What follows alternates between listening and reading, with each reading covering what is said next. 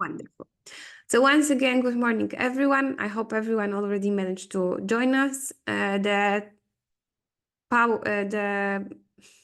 subject of today's presentation is Scopus AI. Scopus AI is a brand new solution powered by artificial intelligence.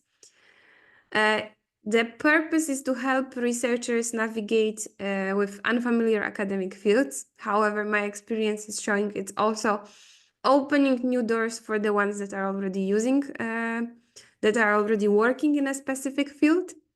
So it helps with looking on different topics with a new angle. Artificial intelligence in general as a solution that is used is changing very fast. We can see that there are many new solutions, many new tools. The difference between what you may know already and you may actually use is that Scopus AI is based on very specific content. It's based on the Scopus content, on the content that already for years is checked by us. The plan for today is first we will go through the background. This is going to be a very short introduction from my end about artificial intelligence. Then we will have, and how it's used in the Elsevier solutions. Then we will have the introduction of Scopus AI, so I will try to explain the basics. Then we have information about Scopus, so the basic information about Scopus. I'm almost sure that most of you already know this information, but just to make sure that everything is, that we're on the same page, I will go through this. And then the most important part, so how does Scopus AI work? What does it do? I will first go through the functionalities over the slides, and then I will do for you the live demo session so you can see how this is working. So the background. Before we look actually at the Scopus AI, I would like to start with how we are in Elsevier actually establishing the artificial intelligence tools. I think it's important because Scopus AI is might be the first Elsevier solution that you are going to use with artificial intelligence. However, definitely it's not the last one. There is already a plan to make available soon the Science Direct AI. So I think it's going to be more and more excited in terms of what we are doing. So in 2022, we published our responsible AI principles. These principles provide high-level guidance for anyone at Elsevier working on designing, developing, on deploying machine-driven insights. So we have an existing policy that is saying us that we consider the real-world impact of our solutions on people. So we are aware that what we are proposing is going to influence your work and the discoveries that you are going to make. We take action to prevent the creation of or reinforcement of unfair bias. So we make sure that we don't develop the unnecessary prejudice. We can explain how our solutions work. We create also accountability through human oversight. All our solutions are, before they are launched, they are tested by the researchers. And we respect privacy and champion robust data governance. So we make sure that all the data is used according to the regulations.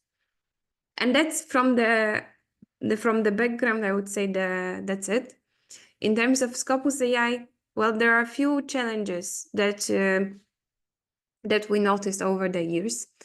As we speak to a lot of researchers and we very often hear about their challenges, the daily challenges, we realize that there is one thing that is keep repeating, which is information that there is an overload of data. There is actually so much data that it's hard to say where to start, which keywords to use, and then you got a long list of literature once you do the search. So you need to navigate in this literature and somehow apply this literature to your search on your own. So the information overload and the limited also search tools are not helping with getting to know the new subjects, especially new subjects, but also they are not helping in terms of working in a specific research field, because as I can imagine, many of you already working for a long time in one specific research area, you have some habits in terms of how the document search is done. You have some already prepared research queries. So that's also making it that we are doing this literature search with kind of checked methodology, which can also limit our results. So even if you understand one domain, but the silos around the disciplines can make collaboration difficult. And this all basically results in some suboptimal productivity, some missed opportunities, limited collaboration. And that's basically what we are trying to solve, or we are trying to help in this field in terms of Scopus AI. So part of the problem is definitely that traditional platforms like traditional Scopus.com search don't give you a focus on a summary. They are giving you a list of publications. And this list of publications, it can be right now thousands of publications.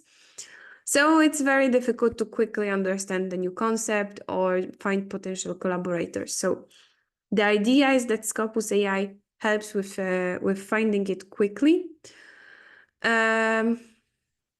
It's the new search tool that is powered by generative artificial intelligence. It takes the peer-reviewed research that we were gathering in Scopus for many, many years and gives you the overview of the topics that you are interested in. So we've been working with the research community for already a long time to create this solution and also upgrade it. These are the main features that Scopus AI has. The first one is natural language query. So you don't need to know the rules, how to create the queries, how to do the document search. It's all about just typing in the question that is in your mind. You can do this, and that's actually a new functionality that was not at first available once we introduced Scopus AI. You can easily ask the question also in Czech. So no reason to translate the questions you have into English. You can translate it into, you can just type in Czech. We have, of course, the information about the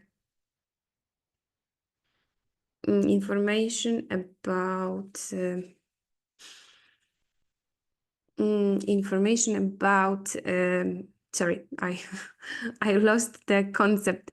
You have also the summary with the references in Scopus AI, so that's important. I believe the ones that used already some of the open source solutions, they learned that it's very difficult to get sometimes information from what is the source. And additionally, we have some visual representation. So we have the concept map, we have information about the experts in the field. So there is much more coming. It's not the summary and the answer with the references. There are some additional things that you can get with the Scopus AI. And there are 4 pillars that are base for the Scopus AI.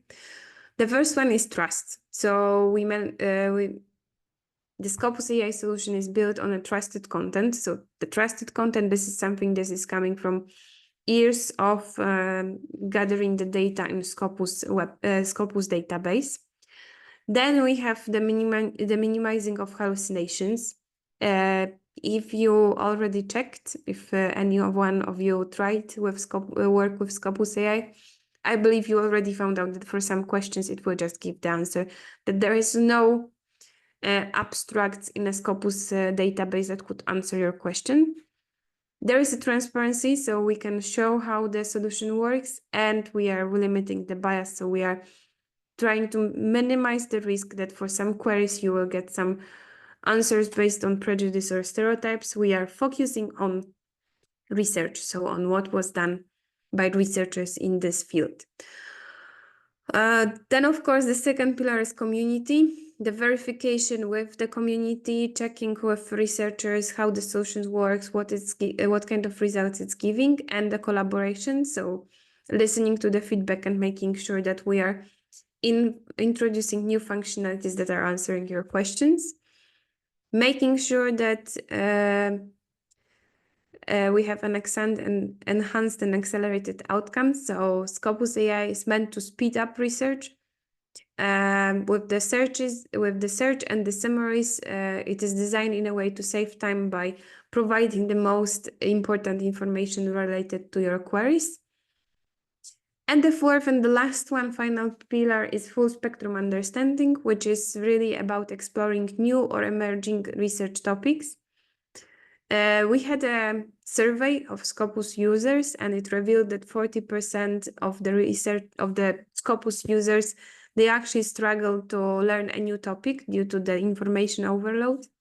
So that's what we are trying to do here with Scopus AI, and we try to find this bridge between the knowledge gap. So how does it work? What's happening? Well, first of all, we have 6 steps process. The first one is curation of high quality Scopus content. This is the process that we are doing for years. This is the evaluation of the journals. This is the criteria that we are applying to all journals that are indexed in Scopus. This is the first step that was done for many, many years. And now we are using the advantage that we have done this for the last over 20 years. The step 2 is the query formulation. So this is what the user needs to do, first of all. So the user needs to ask the question. And based on this question, Scopus AI is creating the vector search. So that means that we are basically changing your question or your comment or anything that you put into Scopus AI into the vector. And this vector is responsible for looking for the relevant documents that are going to answer your question. And then once we have these documents, we start to generate, well, actually, with these documents, we are generating the results. Based on documents we found and they are the most relevant, we are using the large language model and we are creating the summary. So we are making sure that you have this short information. Then we are adding the citations to this summary. So we are making sure that it's transparent which documents were used as a source. And then we have the additional functionalities like Go Deeper or Concept Map that are helping to deep dive into the subject. So the curation part, as I said, this is something we've been doing for years. This is what we do with the Content Selection Advisory Board, and I will have a few more words about this, how it's done, so we make sure that you also remember what are we doing with the journals and books and other materials that are indexed in Scopus. Then, as I mentioned, query formulation. So you define the query. You can alter it depending on the nature of your question and how much information you have. You can query a simple keyword or a more complex paragraph. It can be a title, abstract. It absolutely depends on you. There are no search string requirements, so you can search based on whatever information you have, basically. And now we go to really, truly Scopus AI action. So Scopus AI generates your results. When you submit a query, Scopus AI starts working on it right away. And our language model takes your query and turns it into the vector. Then we do a vector search to identify the most relevant academic files based on their abstracts. So that's important. First, I believe very, very important information. Scopus AI is doing all the work based on the abstracts because Scopus database is abstracts and citation database. We wanted to make sure that we are going to choose the most relevant documents for the summaries. So the summaries are based on the most relevant documents. They are not that much considered based on citations. So our algorithm prioritizes the results based on several factors. The first, the most important one is the relevance. The second one is recency. And the third one is citation count. And citation count has the lowest impact on which documents we will show you in the summary as a source of information. Why? Because we added one more functionality, which is foundational papers, and there you can find the documents that are the highest cited in terms of this particular field that we're looking at. So this multi-factor approach ensures that you get only the most relevant and trusted responses to your queries. And once we found the most relevant documents for your query, then we use the large language model, so LLM for short, that is creating for you a summary. And this summary aims to answer your question based on the abstracts that turned up during the vector search. So if you don't get any relevant results, you can rest assured that the chance of Scopus AI producing a fabricated answer, so otherwise hallucination, is reduced. This is because the model ensures that all answers are based on our academic abstracts, so we are making sure that it's only based on the abstracts we have in the Scopus database. So if the information is not reliable or not available, then you will get the information about this in the answer. And one of the very, very important, I really think very important things that Scopus AI does is that summary are all based on Scopus citations. So you can check what is the source of information you got. You have direct link to this document, and with that one, it's very, very easy to also work further. Or you can also read these articles that are source of information, which is very impossible with ChatGPT, for example, because it's even if when you ask sometimes what is the source of information, you won't get that direct answer that would give you an opportunity to read the articles that are about certain subject. Then we have these functionalities that helps to go deeper into the subject. So we have go deeper questions. We have also information, the visual map, which is called the concept map, and something that I already also mentioned, foundational papers, so most high impact Scopus papers on the topic that we are looking at, and topic experts, which is top researchers linked to your query. This is the sum up of what kind of functionalities are used in Scopus AI. This is basically a sum up of technologies that we are using. Scopus AI lets you access quality insights faster using these advanced technologies and high quality data.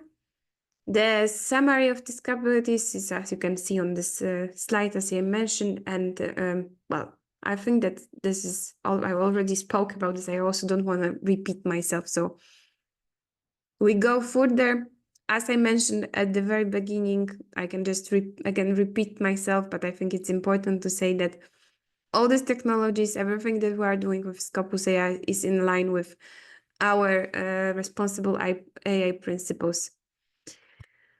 And now let's go to Scopus Foundation. So what is in Scopus, just to refresh your information and what you know. This is a snapshot of the content in Scopus. Content is indexed from over 7,000 publishers, and it includes journal and book content as well as over 23 million open access items. Cited reference date back 1970, and we use this content to create over 94 million records, over 90 million Scopus author profiles, and nearly 100,000 affiliation profiles. The content in Scopus is global, so we have the journals from over 105 countries and with over 40 languages. It's covering back to 1788. It has multiple different content types, and what is important, it is updated daily. The data in Scopus is curated, enriched, and connected to deliver insights that users can trust. So no matter where you start from in Scopus, you can quickly pinpoint relevant research, identify research experts, analyze institutional research, showcase the research output. So there is a lot of information that is connected with just indexing and the publications. And how does the process of getting the journals looks like? Well, the process looks this way, that the editor of the journal needs to submit documents to us, requesting that that this particular journal, or maybe the publishing house at the university with books or some book series, or maybe the conference that is regularly also happening, that they are willing to be indexed in Scopus. And this kind of submissions, we are getting around 3,500 submissions per year. We are checking all these submissions first based on the Scopus minimum criteria, which the most important is we need to have the title and abstract in English, we need to have a peer review process, we need to have well organized, not easily available website of the journal. These are like completely technical things, but they are very important to check at the first stage. And for that one, around 51% of the submissions we are getting at the stage 1, the 51% meets this criteria. If they meet this, they are going to the stage 3, which is already more, it's a quality review. The details of this quality review you can easily find on the scopus.com website. This quality check is done by the Content Selection Advisory Board, and through this quality check, around 48% of the submissions are going with a positive results, which means that at the end, from 3,500 submissions that we are getting every year, only 857 is going to be accepted over the year and actually is going to be indexed in Scopus. What is important is that once they are accepted, it's not forever. There is a re-evaluation process in place. All these guidelines are checked for the journals, and if we see that the criteria is not met after some time, then we discontinue the journal or the publishing house or the conference from Scopus database. Here is a sum up of the Scopus coverage. As you can see, and also as I mentioned, it's not only journals, it's also conferences, books. We also have access to the patents from 5 major patent offices. And here we go to the Scopus AI demo.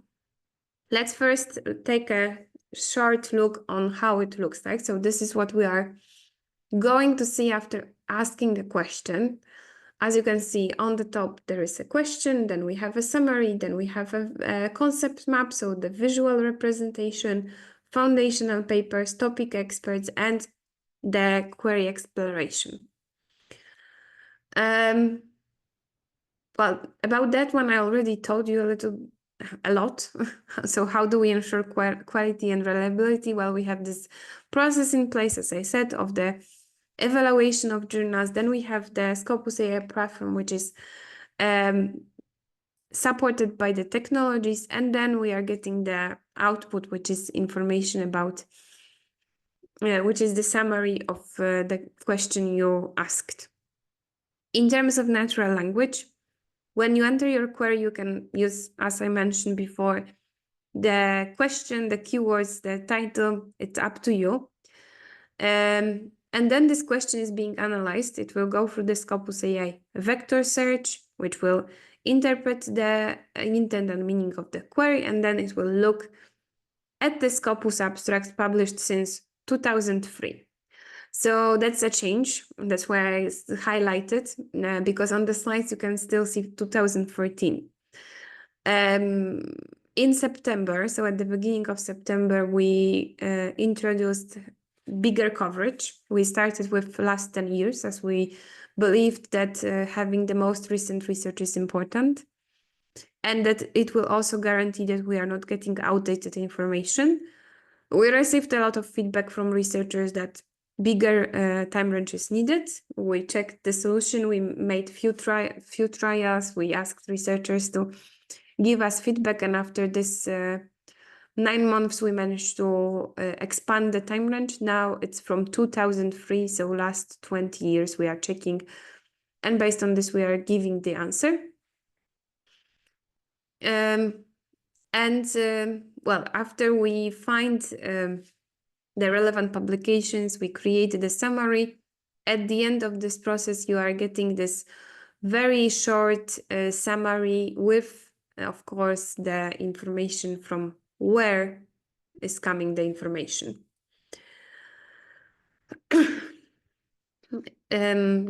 While it's great to get, of course, a quick snapshot of an answer to your question, we've also gone a little bit further. So we also provide a concept map, which takes the keywords of abstracts that were used, and it provides you like a very big picture overview of the subject that you are asking about. So if you are trying to see how this subject fits into different ideas, or you want to explore some subject, that is a great place to definitely to start. I'm personally a huge fan of the concept map. I think it's really giving this quick overview.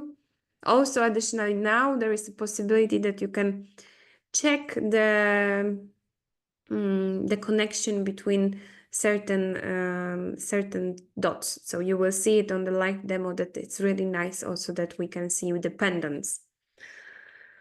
So then the reflection layer, as we call it, ensures that we get the appropriate content and nuance in summary outputs. So our summary informs you whether we have really the direct response for your question, or maybe there is some abstracts that are answering your question, but not fully. So then you are getting the information that based on the provided abstract, there is a limited direct information on this specific subject.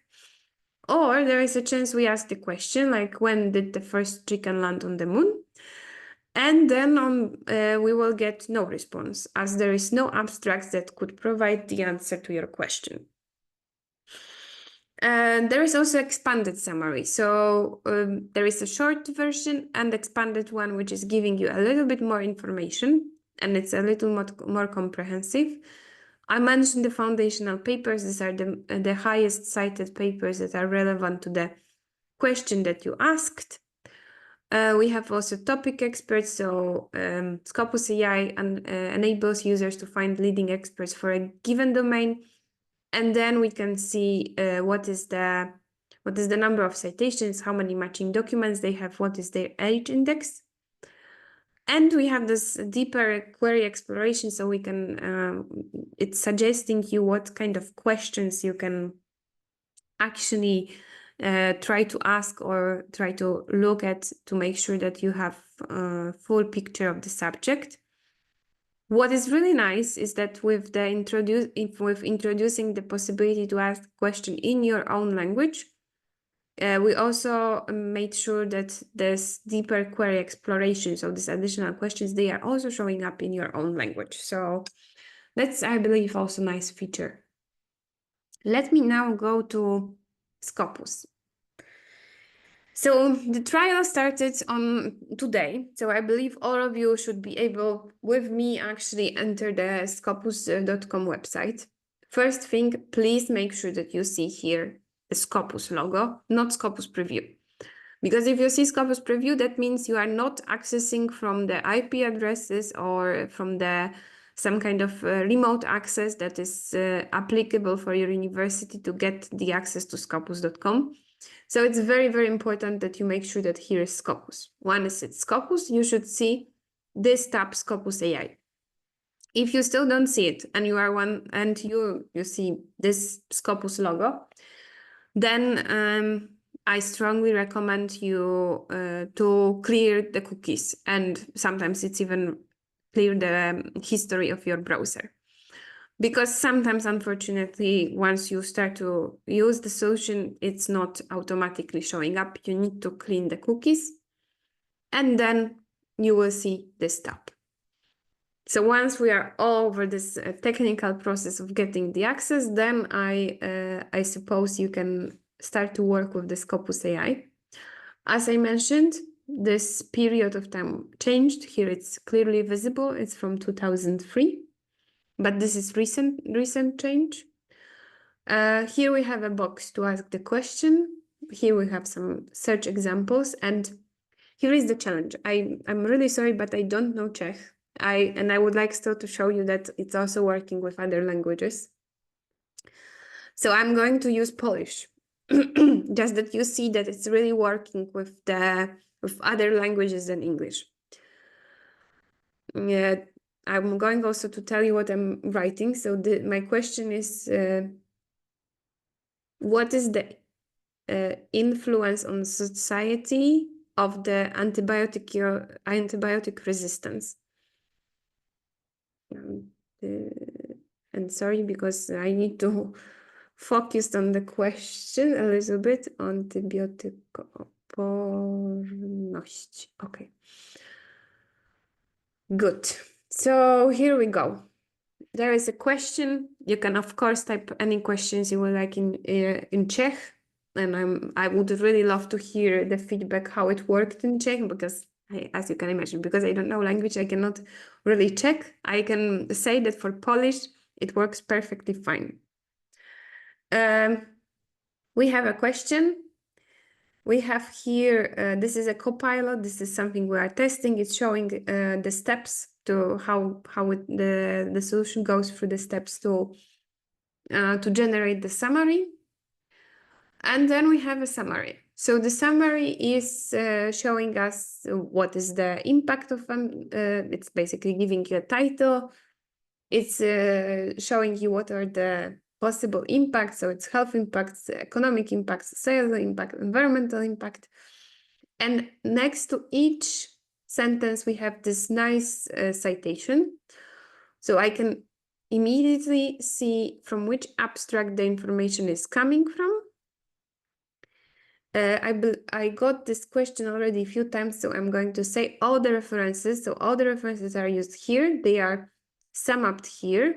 So you can also quickly see all 10 references.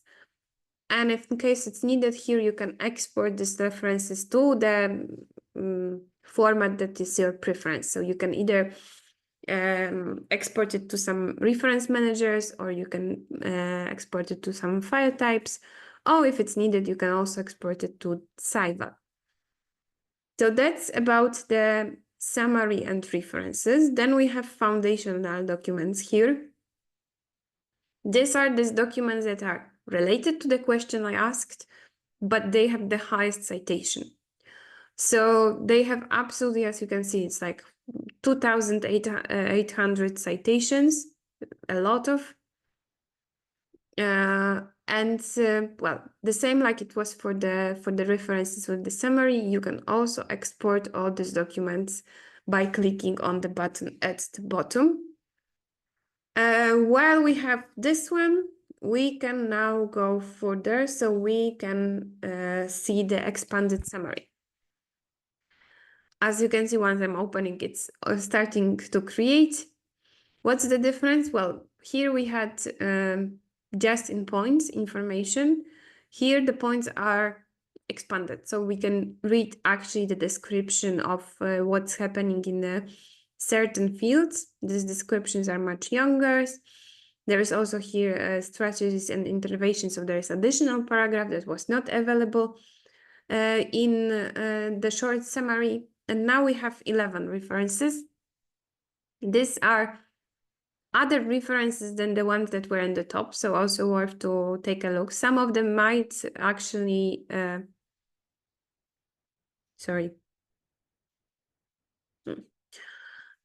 of them might actually, I lost now the repeat from the short summary, but not all. Definitely there will be some new ones that were not available in the short summary. And now another feature, which is helping us a little bit to go deeper. This is a concept map. So I told you that it's possible to check the relations between different concepts, keywords, key phrases that are showing up on the concept map. So first I click public health impact. So I'm getting all information about public health impact challenges, and it's also with the references. But I would like to see what's the relation between public health impact and economic consequences. And as you can see, linked concept path summary, public health impact with economic consequences. So based on the query, the economic consequences of public health are evident in various aspects, so supported by the academic abstracts. And then we can read how this relation between these two things, and we can see what are the citations for this particular answer. If I would like to see further, maybe I want only to focus on workforce productivity, then it's creating another path. So with that one, we can actually create a lot of different additional information that is not available maybe in the first place, but especially when there is a query like I proposed, where I have impact of certain situation, then it's very nice once you play with this map and you can check how different activities influence on each other. Then we have the tab which is called topic experts. For the topic experts, we have information. As I said, these are the researchers that are related to the question I asked, and here we can see how many matching documents they have. And we also see what is their citations and age index. We can view the short version of this profile. So now I can see what is the name, what is the experience, what is the last publication, matching document actually, most contributed topics. So we can see that antibiotic resistance is the first one, is showing up in the topics. And here we have some list of some, not all the matching documents, but some of the matching documents of this researcher. We can also here click and view the full profile, that's possible. And last one, but not least important, definitely, we have this go deeper part, which is about additional questions that we might need to ask. And as I said, if you ask the question in Polish, then these questions are also showing in Polish. If you ask your question in a query in Czech, your questions are also going to show up in the query as a go deeper in Czech. And once we click, let's say here, it will create for you a new topic, a new query. As you can see, it's taking few steps, but the summary is then generated. Still generating. Okay, almost there. Yes. And then we are getting a new query with the same functionalities from the very beginning. But it's another angle, it's another subject, something more to read and something more to understand. And this way we can keep, I believe, going with the questions and trying to find relevant answers. So this is in a quick, but it still took me 45 minutes to show you what are the functionalities, what is available in Scopus AI. I really hope that you will find time. Okay, let me find time to go through this. Go through this solution and use it. Oh, finally, I managed to create the sentence. And I saw that there were a few questions. So let me just, I think, Kira, you had a chance to go through them. Anything that we should just now answer, in your opinion?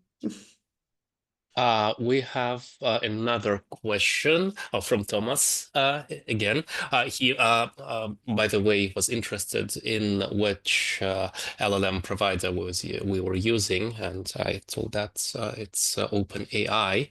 And for those of you listening and watching who are really proficient or getting proficient with different LLM-based AI services, like the prompting, depending on the initial provider, might be different. So essentially, if something works better with ChatGPT, it will probably work better with Scopus AI again, because the core technology, the initial LLM is the same. But the new question, let me read it out loud for us both. Uh, with the introduction of Scopus AI and new developments in Science Direct, as one of the largest players in the academic publishing field, how do you see changes in the way publishers are approaching the ethical use of AI in academic writing? Brilliant question. Who shall start, Kate? Well, I know, Kirill, it's your favorite question, so I'm going to leave it to you. Thank you. Thank you But very, I very think much. also it's a very important one. Yes, brilliant question and very important. I would say, like from general to more specific, we are still in a journey, and I've been having different meetings with researchers and academics and teachers on AI in the past few months, and I would say that the questions that keep arising and the answers I'm giving are evolving. So, for instance, some of the policies that weren't in place when we started the Scopus AI journey a few months ago are now part of our roadmap and our rules of game for the part of our business that is publishing. So, for instance, our current understanding is that artificial intelligence solutions like Scopus AI and many others are in a way, I would say it is not intelligence per se. So they are not capable of producing trustworthy knowledge, and they all should be treated as assistants, as efficient tools for knowledge search and discovery, but they cannot produce something that can be treated per se as a new piece of academic knowledge. The immediate corollary of that is part of our policies as an academic publisher, is that we do not allow to put any Gen AI powered tools as your co-author. We have had quite a number of submissions where a few human authors would put ChatGPT or some other solution as their co-author that took part in writing their manuscript, and that submission was rejected because an AI tool cannot qualify as a co-author, first and foremost because it cannot bear the responsibilities that all other authors bear regarding the content, the conclusions, the adherence to ethical and integrity principles in the research that they conducted, etc. So that, I would say, is something that is a standard for us and the standard for academic publishers worldwide. The use of AI-powered tools in writing drafts is quite a complex issue nowadays. For instance, the use of tools that help you improve your language and style and grammar is quite tricky with some publishers and their policies lead to conflict situations where I have heard a number of stories, not within Elsevier, but with other publishers, where a paper was rejected on account that an AI-generated content detection tool provided a conclusion that the manuscript was mostly AI generated. However, the author merely used a tool like Grammarly to improve his style, make it more concise and more native sounding. And the use of those tools that detect potential use of AI is now, I would say, some of the most fuzzy areas where publishers are still figuring out the right um, way to approach it. Speaking of Elsevier, for instance, we require our authors to disclose any use of AI-powered tools in the respective section of their paper, but they are not banned from using any kind of AI grammar correction software or any other kind of software to make their manuscript better. That is a huge topic actually, but I've got a sore throat and I need to limit my speaking. Kate, if you have anything to add to that cause. Yeah, I think we have a kind of like broad infection inside the company. I'm also having a problem with my throat. So we are very sorry for our voices because I could hear that I'm starting to lose once I was talking. Well, I think from the Scopus AI perspective, the most important, please don't copy paste the summaries that are generated by Scopus AI to your publications, because that can be then found out by other solutions as a plagiarism, because Scopus AI can actually cite the abstracts, like it can copy the sentences from the abstract. So that's why I really don't recommend this kind of approach. However, it's a very good and very nice source of inspiration. So I strongly recommend to try to ask questions about the field you are working on, because I've several times I heard that it led to nice discoveries, completely new articles that before they were not used. Make sure also that you grasp some information about the fields that you are trying to start to work in, but you so far didn't have time. I really think this is inspiration. It's a great tool that will help to speed up the process and also find which direction is the good one in a fast way. I see there's one more question. Is it possible somehow to filter the age of articles, the references? Well, it's not now, but this feedback is also showing up through last year quite some time. And I know that the product team is working on this and also on making sure that you can add the references that are showing up to the lists in Scopus. There is a functionality in Scopus. Once you create the profile, you can create a list of publications, so you can save them for yourself.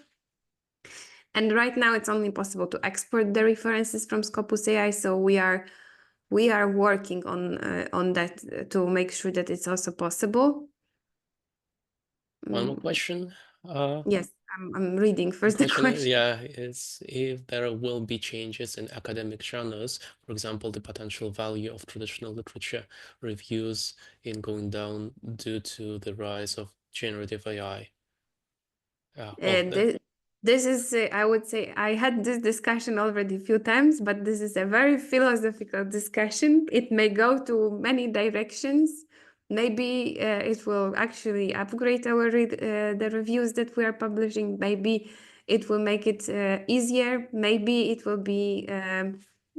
We will see that there are no more reviews. We will see. I mean, this is the future. We don't know. However, I can already say from what I heard about what is Science Direct AI going to do, this is going to be also very exciting, because we're making sure that you will talk with AI and you will be able to get information from one publication. So I suppose that for now, AI is all about making sure we can speed up the process of research. And I believe this is the right direction, because we are all looking forward to new discoveries and some that will even change our life. Okay, the question is about the languages. So in terms of languages, there is no limitation. At least I don't know about any limitations of the languages. But let me check for our Q&A session just to make sure, is there any limitation? Definitely. I don't think there. I'm not sure. Like language is the language of prompting meant here, or the language of the article. Okay. So if let's say if the user is prompting in Slovak or in English, but the article is in Chinese or Japanese, I guess, well, that is the question what is about.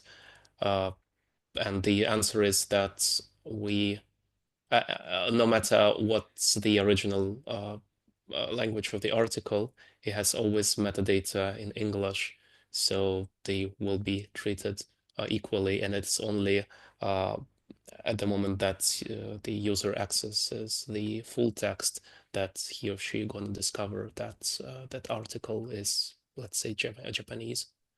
Yes, that's true, because that's maybe something I didn't say, that in Scopus, once we are indexing the journals, if they are in different languages like Chinese, Japanese, they still need to provide to us also the title and the abstract in English. So basically that makes sure that even though we are looking into the Chinese articles, we have this access to the English abstract.